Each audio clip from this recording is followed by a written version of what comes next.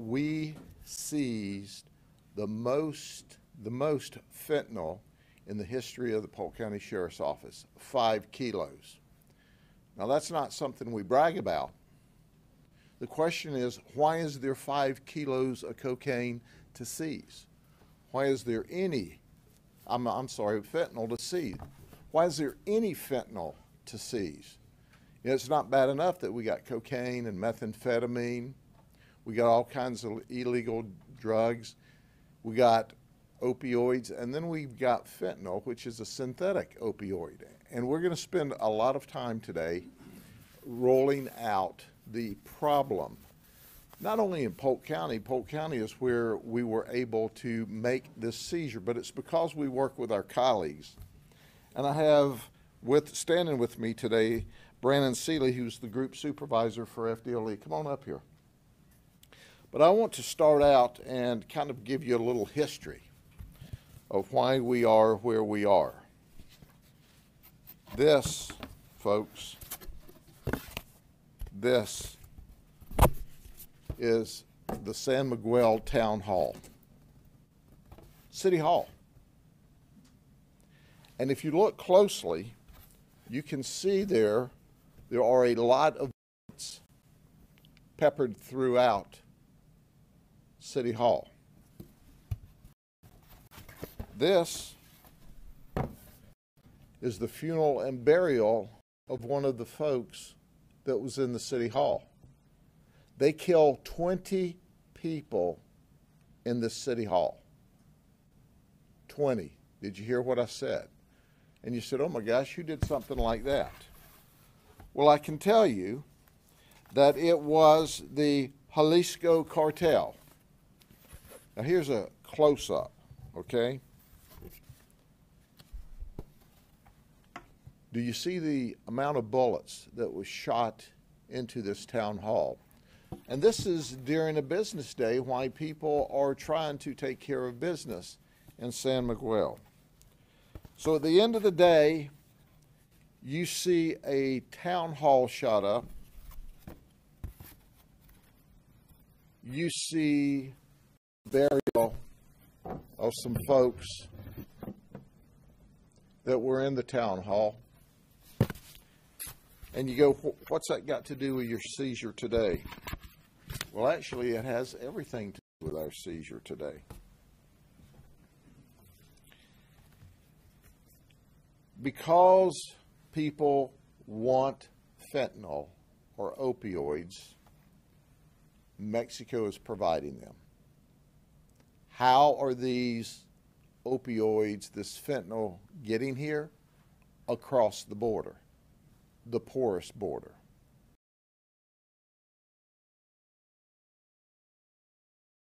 Now, folks, last year alone, our last complete year of data, 107,662 people in the United States died of a drug overdose. 80,810 of those 107 deaths were opioids or synthetic opioids, fentanyl. Cocaine kills you.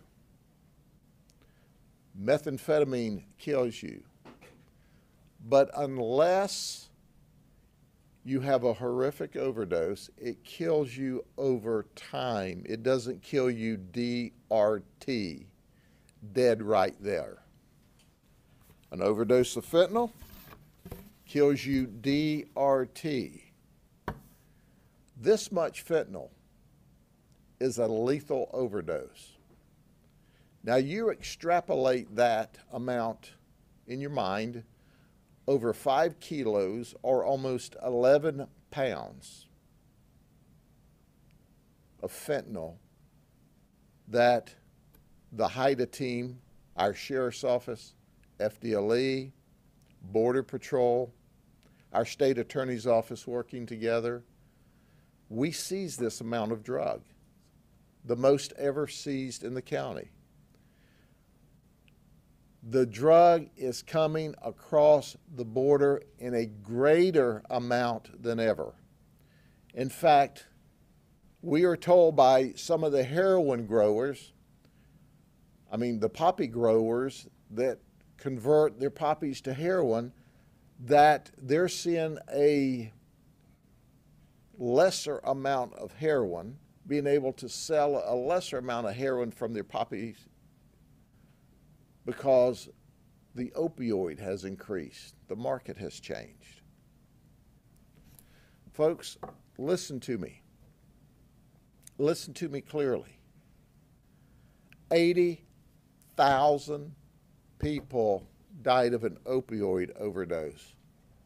What would we be doing if any other country, pick one, Russia, China, spread a new disease here and killed 80,000 people in 1 year?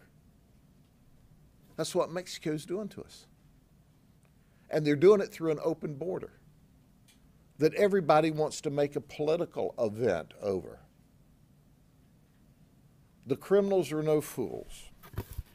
There's 3 groups in Mexico. 2 of them are allies.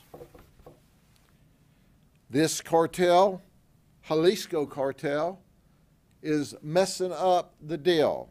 Sinaloa cartel and the Familia Michoacan, that's Polk County spelling or pronunciation, are allies. So now you got the Jalisco cartel.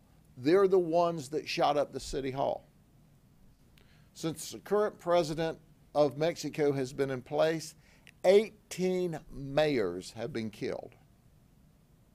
When they shot up the city hall in San Miguel, they killed the mayor. They also killed his dad. We do a pretty darn good job so far of keeping that kind of rampage south of the border. But if you open this border, like they're opening this border, they're bringing the product up here. When does that kind of activity move across the border? Because it will. Well, we're sitting here in our comfortable offices in Congress and in the White House, not worrying about it. Kind of like the congressional group, both Republicans and Democrats.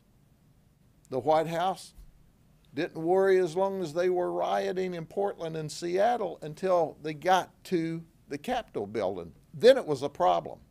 It was a problem the whole time.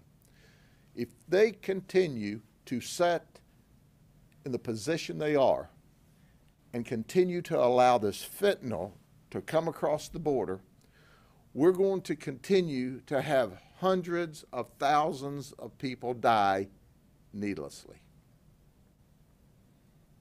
The end user doesn't understand, doesn't care where it comes from. But at the end of the day, it's not something to brag about that we've seized 5 kilos of fentanyl. It's really a sad state of border security affairs. So what do? They get this across the border and then they stamp it with pill presses. This is supposed to be a M30 blue oxycodone pill. It's made to look like the legitimate pills. You buy this on the street, you think, hey, somebody's ripped off a pharmaceutical. No, this is fraudulent. This is this raw fentanyl that's come from Mexico that went to someone's lab where they pressed a pill to look like a legitimate pill, and they're giving it to your child or a child near you. And they're dying. DRT. Every day. By the hundreds in this country Why aren't people concerned? This is how it's coming to us, among other forms. So who are the folks? Let me introduce you to these folks that were involved in this. Ignacio Rodriguez, he's 28 years old. He delivered the 5 kilos. And here's what it came in. A child cereal box. 2 kilos were in the box. 3 kilos were in the cooler. That's right. Think about that for a minute. Borrowed the kids' Captain Crunch box to deliver the fentanyl. He delivered it. But let me introduce you to 2 of his counterparts. This is Mario Castro Salachi. He's 29. He's a money courier. He's the one that picks the money up for the two gangs that are friendly and makes sure that it gets back to Mexico. He lives in Raleigh, North Carolina. He wants to establish the fentanyl drug pipeline into Polk County for Central Florida. We stopped that. Our detectives, who are the very best, working with the Border Patrol, who is fighting this border crisis not only at the border but all over the United States, was with us, as well as FDLE. They're the best in the business. But you know what? He's here illegally. Did you hear what I said? He's here illegally. He doesn't have a driver's license, so he has a driver. Pedro Mondragon, he's 27. He's a U.S. citizen, and he's got a driver's license. So he is Mario's driver. So he says, come on, Mario, boom, boom, boom. We're going to go to Polk County from Manatee County and deliver drugs. And then Mario says, great. And I'll get the money, and we'll go down to the nearest area and wire this back to the Sinaloa cartel. Oh, they can't take the money today anyway because they're busy warring with the Jalisco group who just shot up San Miguel. That's happening every day. We are fueling that war in the United States when we buy their fentanyl, their cocaine, their methamphetamine. And you know, I'm not going to let the marijuana people off. They're also lacing fentanyl in marijuana. So when your kid goes out this weekend and he thinks he's getting him some marijuana, and that's all, he may be getting a deadly overdose of fentanyl to go along with it. Pedro said he wanted to be a police officer one day. That's amazing to me. So we're here today to announce the largest seizure ever. I'm here to tell you there is a direct nexus to warring gangs in Mexico. They sell methamphetamine, they sell cocaine, they are mainlining fentanyl into the United States and killing your children. Are there any questions? Do these guys have priors, any of them in Polk County or in the state of Florida? In the United States, one of them, our driver, has a previous DUI. And you know why he's got the DUI? He hit a deer, and he pulled over to the side of the road and called law enforcement to report his vehicle crash. The other 2 don't have any criminal history in the United States. Well, folks, think about it. If you're from Mexico, and we don't know if they've got criminal history down there, if you're from Mexico and you cross the border to bring drugs and to transfer money back, it's a mess. Raleigh, North Carolina is the hub for this group, Raleigh, North Carolina. And then the drugs came to Bradenton, and we worked with the Manatee County Sheriff's Office. But the reality, folks, is while people are trying to come across the border, even though illegally, but to improve themselves and their family, the cartels are taking advantage of that. And they're bringing their fentanyl and their methamphetamine through. Why Border Patrol's busy with this volume of people? It's got to stop. That 5 kilos of cocaine is capable of overdosing and killing 2.7 million people. I want you to look at this chart. That 5 kilos of fentanyl, I keep calling it methamphetamine because they lace it. That 5 kilos of fentanyl, it doesn't have to be mixed. Sometimes it's in a pill with inert ingredients. Sometimes it's mixed with meth. Sometimes it's mixed with cocaine. Sometimes it's mixed with marijuana. But that 5 kilos is capable of killing everyone in that many counties, wiping out everyone. 2.7 million people. That's how deadly this fentanyl is. I don't know what we have to do to get people's attention. First, the user at the bottom end, you keep using fentanyl, you're going to die. And you're not going to die of old age. And there's 80,000 opioid deaths to prove that in the United States. But the power players are people in Congress,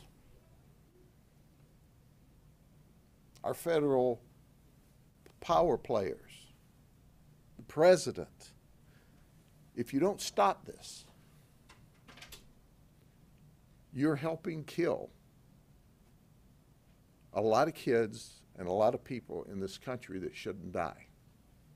We can only do so much at the local level, but we've got to rain terror down, not only on the illegal cartels. They have no rules.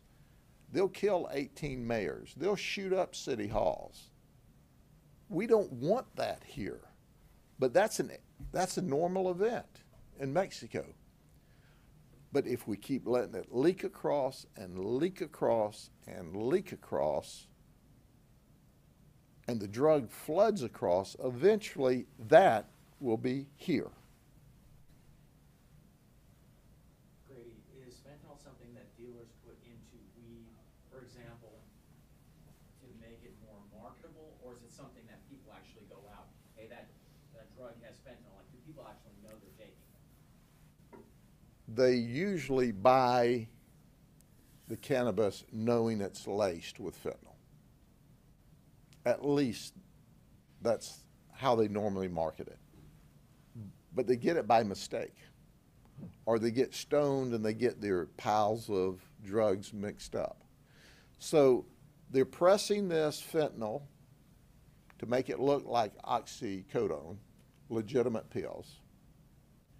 They are dusting it through meth, through cocaine, they're dusting it through cannabis, and then they're selling it and marketing it because it gives them a stronger high and a more powerful high. And they're looking for that ultimate high. Well, they're getting it. 80,000 of them got it last year out of 107,000 that died. But we got to work together. It breaks my heart to think that anyone dies of a drug overdose. And we're doing our part in law enforcement, but the brothers and sisters in law enforcement could use some help. Yes, sir. I've seen reports of this stuff making it into candy as well, and you got Halloween coming up. Do you have any tips or something for parents to look out for this kind of thing? Sure. Candy and stuff. First off, I haven't seen any of this mixed with candy or Halloween candy, but the basic tip for Halloween is if it's not sealed and wrapped up, don't let your kids have it. But what I have seen is the marijuana gummies laying around, the gummies laced with methamphetamine laying around, and the kids accidentally picking it up in the house. But my point simply is to say I'm very proud of my detectives who are simply the very best in the business, my undercover folks. And we're looking for the opportunity to take off more drugs. And in my relationship with FDLE, and we have Nicole Orr from the state attorney's office here. She's the lead prosecutor in these cases, and she's going to do her part. So at the end of the day, we've got the team working here. But dadgummit, people have got to wake up and understand that stuff is pouring in on us across the border, and it's killing our people. And there are gang wars over the market south of the border. Where was the lab that pressed the fake counterfeit blue pills? It doesn't have to be a lab. It can be someone who buys a pill press, and you can buy them online. So it's not always a lab. It's somebody in their dadgum bedroom that have bought a pill press. And can you imagine determining whether you live or not is, okay, here's your M30s, and the guy who's putting the fentanyl in with the inert ingredients, he's stoned tonight. And that's what we typically see. When we see one fentanyl death here, we usually see 2 and 3 and 4 close together. What happened is an overdose amount got mixed into that drug got sent down from the traffickers to the sellers to the customers, and we see 2 or 3 or 4, and then it goes away. And then a week or two, a month later, we see 2 or 3 or 4 die again. We've got another overdose amount. So it's not a structured lab as we would think in the real world. We have a history, and there's press reports of this cartel in Florida and in Polk County. What is your agency doing to address this cartel particularly? Well, we got 3 of them in jail. We investigate these cartel people every day. Every day. And we not only investigate them here, we try to track them back to Mexico. How much luck do you think we get extraditing cartel members when they're killing mayors 18 at a time?